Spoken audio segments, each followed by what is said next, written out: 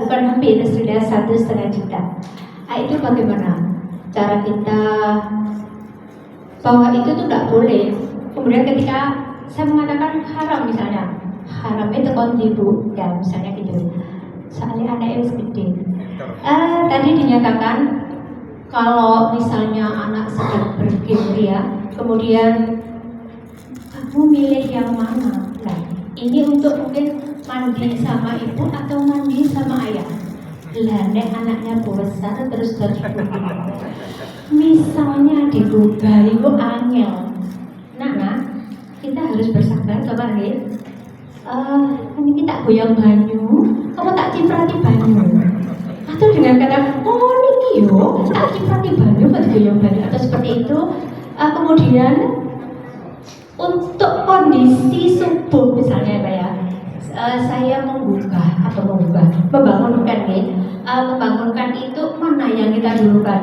Kita membangunkan anak kita sampai bangun dan pergi ke masjid, atau tak buka gak kena diciprati banyu gak mentolo misalnya, kemudian tak tinggal gue ya gak gelem tangi. Nah ini mana Pak?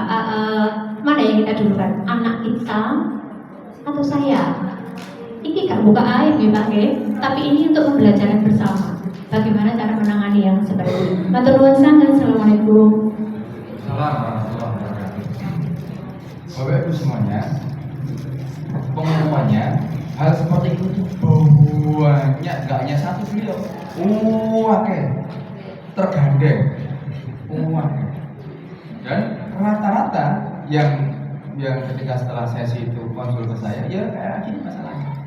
Oh, apa tuh? Kalau di ranking yang wabot berat itu cuma 10%, yang kayak ini 90%, banyak. Uang nggak dibuka, terus apa namanya oleh duit lewat game, terus di rata-rata di area itu, ya, karena enggak. Kalau apa namanya, kalau kita pendekatan neuroscience ya, otak itu Pak, kalau sudah kita tuh ada ketergantungan, maka warna otak itu bisa berubah. Kemudian kayak ada nut gitu. Kalau itu terus terjadi seperti itu repot. Nah, next time ya akan kita bahas lebih dalam lagi bagaimana setiap kejadian itu pengaruh di otak kita itu kayak apa sih? Termasuk pengaruh tubuh kita itu kayak apa? Terkait main game dapat duit atau ngeluarin duit, kita bukan melihat apa namanya dapat duit atau ngeluarin duitnya, tapi dampaknya. Apalagi masih muda, masih sekolah. Apalagi yang saya ceritakan tadi itu tiap hari berangkat sekolah tapi gak sampai sekolah. Karena apa? Setiap malam sampai jam 3 pagi main game dan orang tuanya lapor dapat duit. Anak boleh duit 2,5 juta. Ya, saya percaya, tapi itu nggak banyak lah ya. Artinya dibandingkan dengan mudorotnya. Dan ternyata ketika saya ketemu anaknya, saya ajak diskusi, saya ajak bicara gitu ya. Ya nggak mau ngaku lah awalnya, tapi saya ajak main badminton. Sampai orang, ya apa caranya? Ya kita mesti ketemu hot buttonnya si anak. Hot buttonnya si anak itu gimana cara komunikasi dengan, cara masuknya itu gimana sih? Banyak caranya. Karena saya sedikit punya pengalaman, saya melihat orangnya, oh kayak gini, oh caranya tak ajak mobilan, oh tak ajak nabung-nabungan, oh tak ajak olahraga lah, baru ngomong, baru brodol itu. Saya tuh jadi bandar, bandar apa? Oh bandar game, Ini mau main, saya mau posisinya jadi bandar, dia harus beli on dari saya, sehingga saya dapat untung di situ. Terus saja, seberapa dampak impact terhadap masyarakat? Saya jawab karena kalau sudah addict itu nggak pati doyan mangan, nggak pati minum, ya kering. Karena terusnya kurang. Terus saya gali terus. Nah, kira-kira manfaatnya untuk sampai apa? Untuk apa namanya? Kesehatan sampai apa? Sampai waktu apa ya? Saya tuh sebenarnya kayak gini nih ya. Awalnya kan interaksi sama orang tua jarang ngajak ngomong di sekolah, ya biayai sekolah. Intinya kurangnya interaksi sama orang tua. Sehingga iki apa ya sing gimana ya? Apalagi nek mari diamuk wong tua wis PlayStation ae. Rata-rata itu. Dan cara masuknya yang penting. Cara membangun komunikasinya nih yang penting.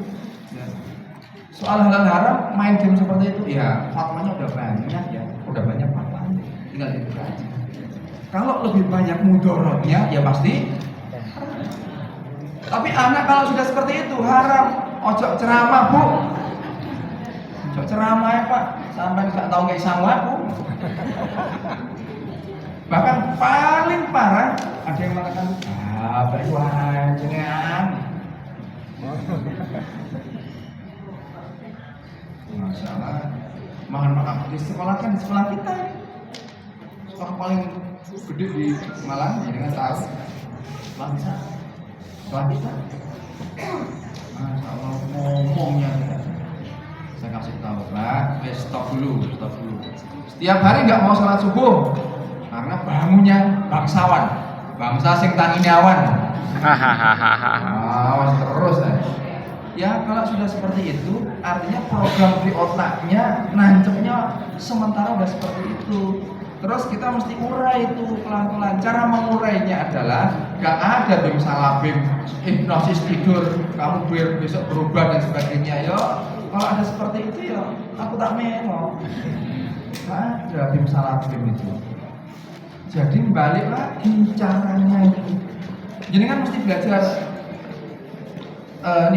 5 bahasa cinta. Contoh. Yang paling sering terjadi 5 bahasa cinta itu ya, contoh ya, ada perhatian ya, ada waktu berkualitas, ada hadiah, ada pujian, terus ada sentuhan. Contoh, anak kita bahasa cintanya itu adalah pujian sama sentuhan. Contoh. Anak kita bahasa cintanya adalah pujian sama sentuhan. Itu ciri-cirinya adalah kalau di rumah anak itu sukanya itu ndusel masih wis gede. Kadang-kadang kita kalau nggak paham, iki anak wis gede kok enggak, iki opo sih kayak pedus. Itu menyakiti dia. Itu bahasa cintanya. Dia itu butuh dicintai dengan cara apa? Sering dulu. Kita kalau nggak paham, kadang-kadang kaki itu dioser-oser kakinya, ibunya. Dia hanya butuh sentuhan interaksi, sentuhan kulit. Tapi kadang-kadang kalau kita nggak paham, kita marah-marah. Bahkan kalau tidur minta dipeluk dan sebagainya. Oh, bahasa cintanya sentuhan. Kemudian dia itu yang kedua bahasa cintanya misalnya apresiasi atau pujian. Dia nggak pernah diapresiasi. Apresiasi itu beda sama muji-muji berlebihan. Contoh misalnya, anaknya hafal An-Naba. Waduh nak, kamu memang hebat nak. Hebat. Itu menjerumuskan pengumuman. Memuji itu nggak seperti itu. Contoh memuji atau mengapresiasi yang benar itu sesuai data, sesuai fakta. Contoh misalnya, anak hafal An-Naba, kemudian di wisuda anak, ya Allah nak, Allah, ayah sawan nak, sampean pasti belajar rajin. Jadi prosesnya belajar rajinnya itu loh yang diapresiasi. Hebat, pinter, jos. Di pikiran bawah sadarnya akan terprogram, hebat, pinter, dia berikutnya akan leha-leha. Kalau lagi energis itu terus mengejar apa lagi? Tapi sampai pasti rajin, pasti sampai belajar. Karena yang diapresiasi belajar. Nah, Jadi Bapak Ibu, dilalah si anak itu di rumah nggak pernah disentuh, di rumah nggak pernah diapresiasi, nggak pernah dipuji, dan dia dapat itu dari luar. Contoh nih ya, anak bahasa cintanya sentuhan. Di luar ketemu temannya ini, woi, anak saya kan gitu ya. Ini sentuhan. Dia ketika sentuhan seperti ini merasa dicintai. Sentuhan. Dia merasa dicintai. Wah, enak pemularan ini. Dia tangki cintanya dipenuhi dari luar, disentuh, dan ketika dia menang atau ketika dia berbeda, diapresiasi. Saya kok rapi ini Rek. Oh, saya kok kita seger ya. Itu pujian atau apresiasi. Dia dapatnya di luar. Nah, kalau sudah seperti itu, dapatnya dari teman-temannya, dari lingkungannya, sering disentuh, sering dapat apresiasi. Ayo terus, bisa menang terus. Nah, dan itu nggak dapat di rumah, maka anak itu akan terus-terusan di luar sana. Malas mulai, sekali mulai turun, nggak gelem tangi. Karena tangki cintanya nggak ada isinya, kosong. Ini penelitiannya Pak Gary Chapman namanya, sudah mendunia penelitiannya. Termasuk pasangan juga sama.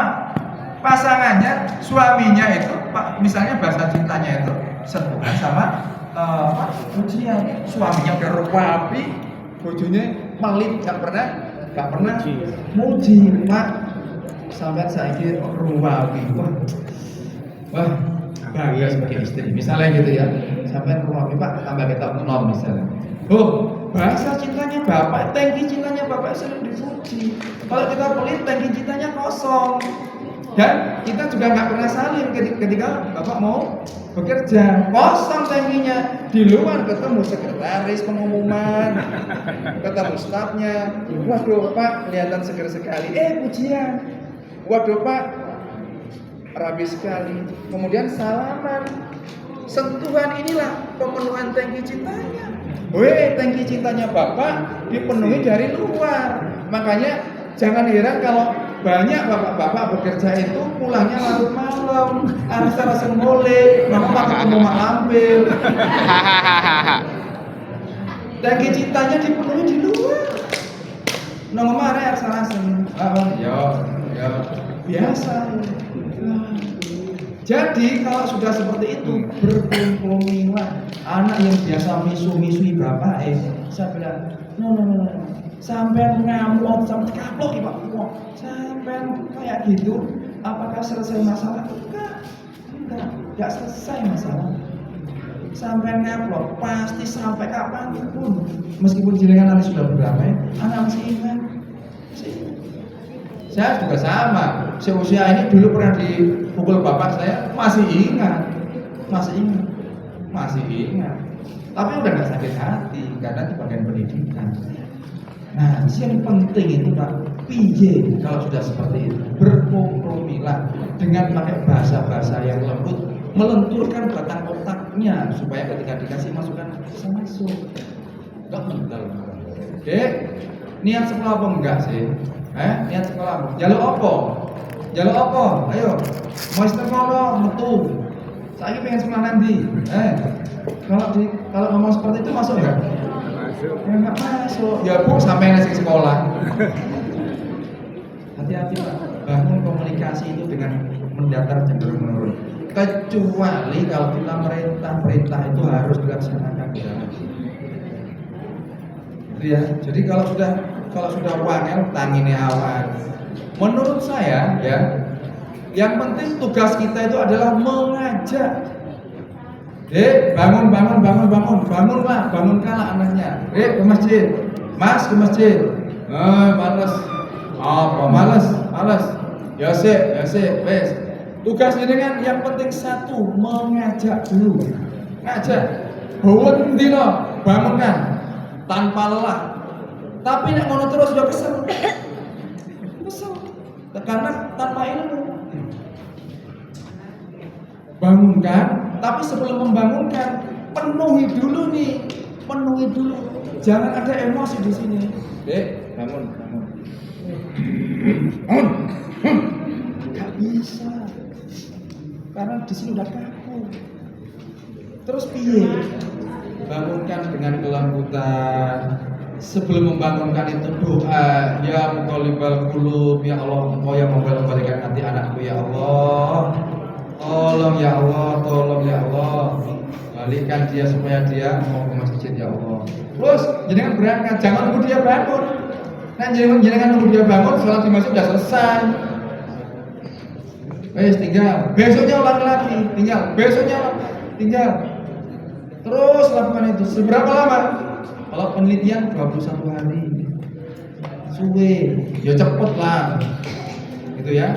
Lakukan, berkompromilah dengan bahasa-bahasa yang baik. Waduh, terlalu banyak yang harus kita baca.